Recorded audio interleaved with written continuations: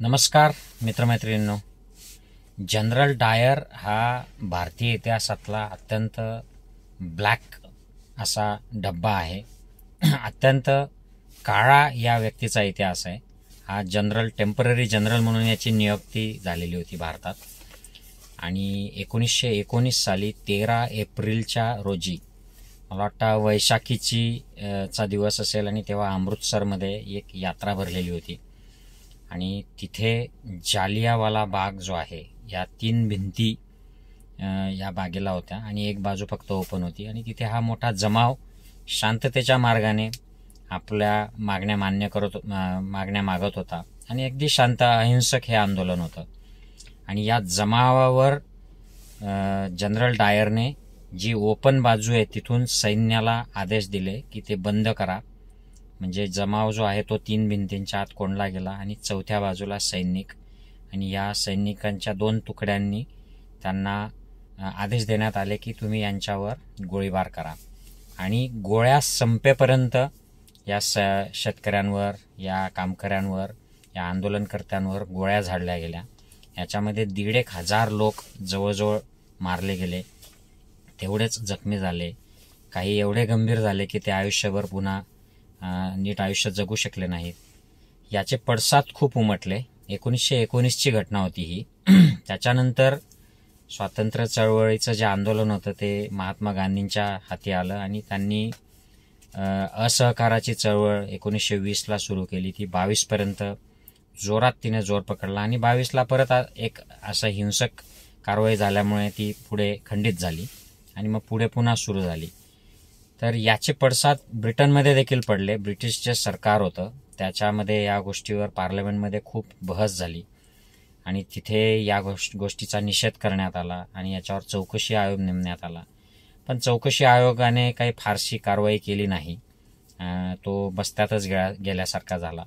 परंतु असं ठरवण्यात आलं की ब्रिटिश आर्मी जिथे जिथे आहे जगभर, त्यांचं काय 150 देशांवर राज्य होतं, तिथे स्वातंत्र्य मागणाऱ्यांना, आंदोलन करणाऱ्यांना, जे स्थानिक लोक आहेत, शेतकरी आहेत, कामकरी आहेत, यांना अशा पद्धतीने बळाचा वापर करून ब्रिटिश सैन्याने चिरडून टाकण्याचा जो प्रकार आहे हा बंद करण्यात यावा असा निर्णय घेण्यात आला.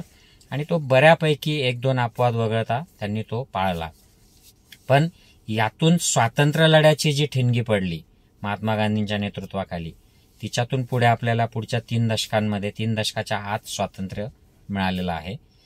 हे खूप मोठं ब्रिटिशांचं राज्य होतं जगभर आणि 3 दशकांच्या लढ्यात स्वातंत्र्य त्यानंतर मिळणं ही खूप मोठी गोष्ट भारतासाठी होती. आता असाच एक शेतकऱ्यांचा लढा त्यांच्या हक्कासाठी चाललेला आहे.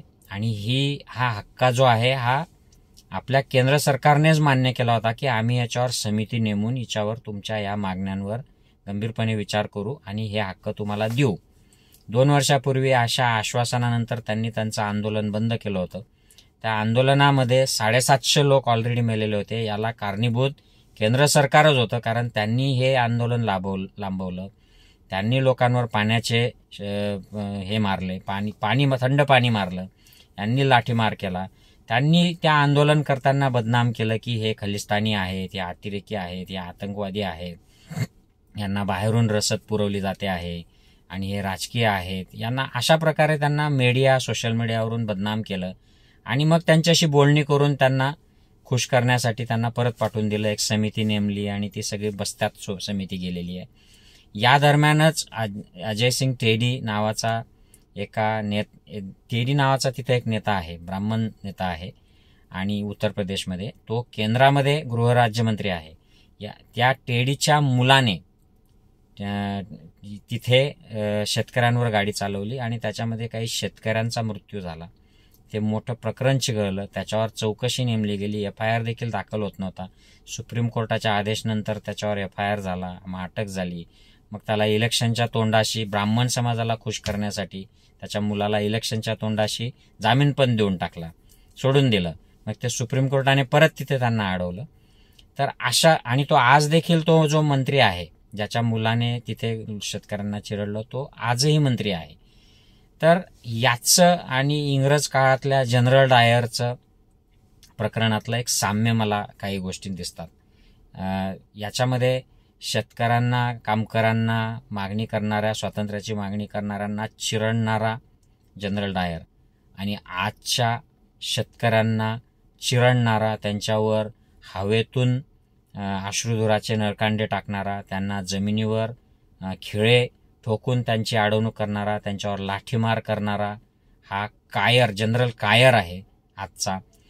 जनरल डायर त्यावेळेला होता, हा जनरल कायर आहे. आणि त्यावेळची जी जनता होती ती स्वातंत्र्य लढ्याच्या बाजूने होती, काही मोजके सोडले तर, की जे ब्रिटिश धार्जिणे होते. जनता जी, सामान्य जनता जी होती ती स्वातंत्र्याच्या बाजूने होती. परंतु आज या जनरल कायरच्या सोबत असा अंधभक्तांचा ग्रुप आहे की जो या शेतकऱ्यांना दोष देतो, या शेतकऱ्यांना खलिस्तानी म्हणतो. त्यांच्या गाड्या वगैरे एडिट करून कुठे मर्सिडीज टाकतात, कुठे ऑडी टाकतात, अशा एडिट करतात आणि मग सोशल मीडियात टाकतात की हे श्रीमंत शेतकरी बघा, हे आतंकवादी बघा, आणि अशा प्रकारे त्या आंदोलनाला ते बदनाम करतात. मीडिया त्यावेळेला, जनरल डायरच्या वेळेला मीडिया असा लोकांना रिप्रेझेंट करत नव्हता, मीडियाचा एवढा प्रश्नच नव्हता. परंतु आजचा जो गोदी मीडिया आहे हा या शेतकऱ्यांनाच बदनाम करतो आहे. म्हणजे हे लोक या शेतकऱ्यांना खलिस्तानी, आतंकवादी म्हणतात आणि मग सरकार यांच्याशी बोलणी कसं काय करतंय, सरकार यांना एंटरटेन कसं काय करत आहे, हा मोठा प्रश्न आहे. म्हणजे एकीकडे एक आपला आजचा जो जनरल कायर आहे हा मीडियाला, सोशल मीडियाला यांना भुंकायला लावतो या शेतकऱ्यांवर, आंदोलकांवर, विरोधी पक्षांवर, आणि दुसरीकडे मात्र त्यांच्याशी बोलणी करण्याचा आव आणतो. म्हणजे बाहेरच्या देशामध्ये गेलं की जसं गांधी करायचं आणि आपल्या देशात आलं की जय श्रीराम म्हणत लोकांवर अत्याचार करायचे, हल्ले करायचे, मायनॉरिटीवर हल्ले करायचे, अगदी लोकांना जय श्रीराम करून त्यांचे व्हिडिओ करून मारलं जातं. तर ही जी पॉलिसी आहे ही सगळीकडे दिसते आहे. म्हणून हा जो जनरल कायर जो आहे आजचा, हा शेतकऱ्यांना घाबरलेला आहे.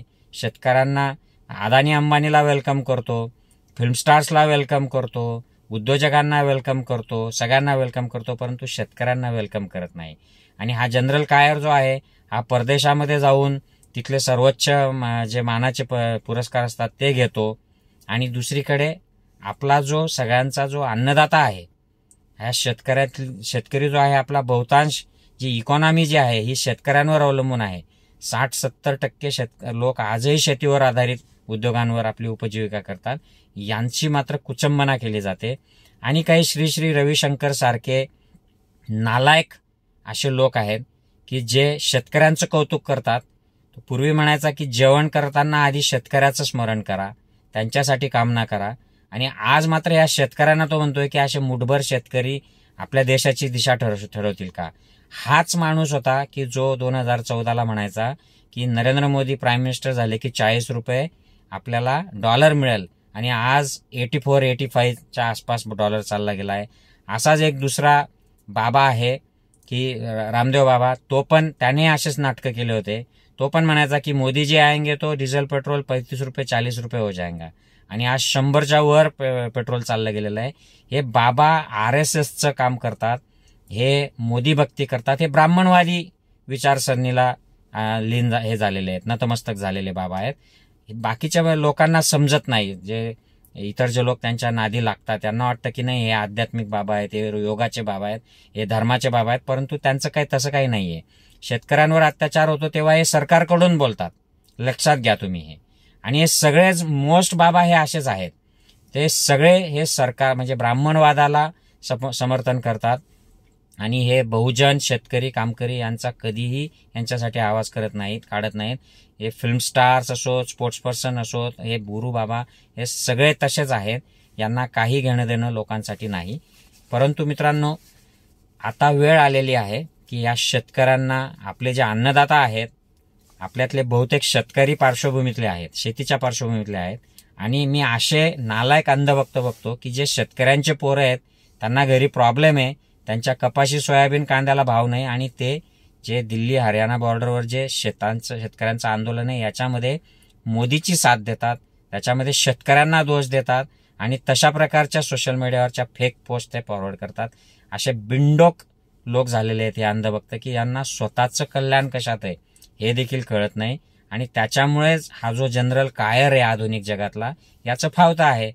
पण आता शेतकरी जागे झालेले आहेत, आणि असंच जर सगळ्या विरोधकांनी एकत्र राहिले तर या जनरल कायरला 2024ला आपल्याला घरी पाठवायला अडचण येणार नाही.